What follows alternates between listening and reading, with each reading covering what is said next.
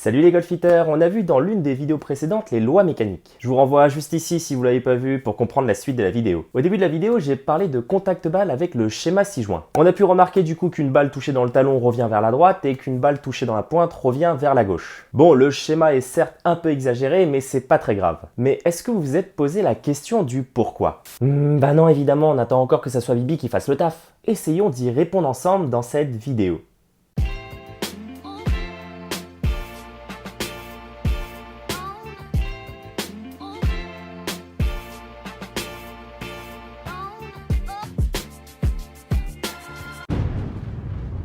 On va présenter ça de façon très simple pour que vous compreniez. Prenons un club pour comprendre ce phénomène et prenons une balle de golf. Dans les exemples qui suivent, on va supposer que le chemin de club est square à l'impact pour faciliter l'explication. Le point d'équilibre d'une face de club se situe au centre de celle-ci. Et si on prend en compte cette donnée, on se doute bien qu'un élément extérieur qui vient perturber la face de club à l'impact va déséquilibrer la face de club. Par exemple, une balle de golf, tiens. La face de club va alors se désorienter par rapport à son point d'équilibre. Donc si vous touchez la balle en pointe, la face de club va s'ouvrir et s'orienter à droite dû au déséquilibre créé par la balle de golf au moment de l'impact et la balle va donc partir vers la droite. Et à contrario, si une balle est touchée dans le talon, la face de club va se retrouver déséquilibrée sur la gauche et la balle va partir donc à gauche. Bon, c'est bien beau de savoir tout ça, mais ça n'explique toujours pas pourquoi une balle touchée sur la pointe revient avec un effet sur la gauche et une balle touchée dans le talon revient avec un effet sur la droite. On y vient, tranquille, no stress. Ce phénomène mécanique qui ramène la balle s'appelle le gear effect. Et vous allez voir, c'est pas sorcier à comprendre. Quand la balle va toucher la pointe du club, il va y avoir un phénomène qui s'appelle donc le gear effect.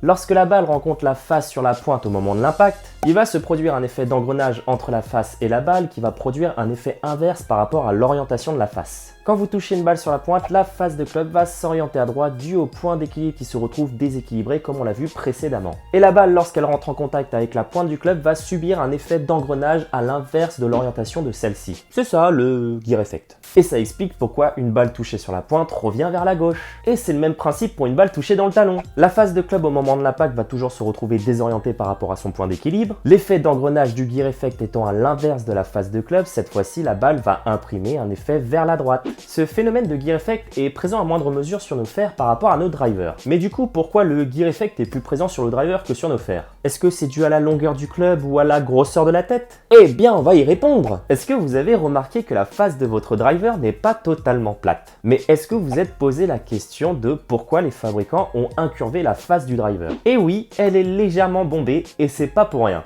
La face d'un driver est construite de la façon suivante. Vous avez le roll qui constitue le bombage de la face à la verticale et le bulge qui est le bombage de la face à l'horizontale. La face d'un driver est constituée de la manière suivante pour maximiser la tolérance de nos coups décentrés. Et c'est ce fameux bulge couplé au mécanisme de gear effect qui permet à nos coups décentrés de revenir vers la cible. Plus qu'avec nos fers en tout cas qui eux ont une face plate. Le gear effect est plus présent sur nos drivers que sur nos fers grâce au bulge and roll.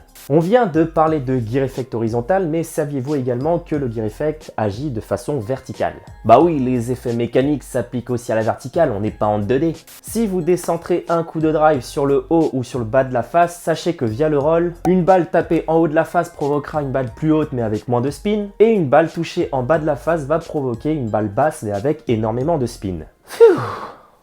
Bon voilà, la vidéo touche à sa fin, j'espère qu'elle t'a permis d'apprendre plein de choses dans le monde du golf. N'hésite pas à me lâcher un gros grip bleu et à t'abonner si c'est pas encore fait. Quant à moi, je vous dis à la prochaine les golfiteurs. Ciao!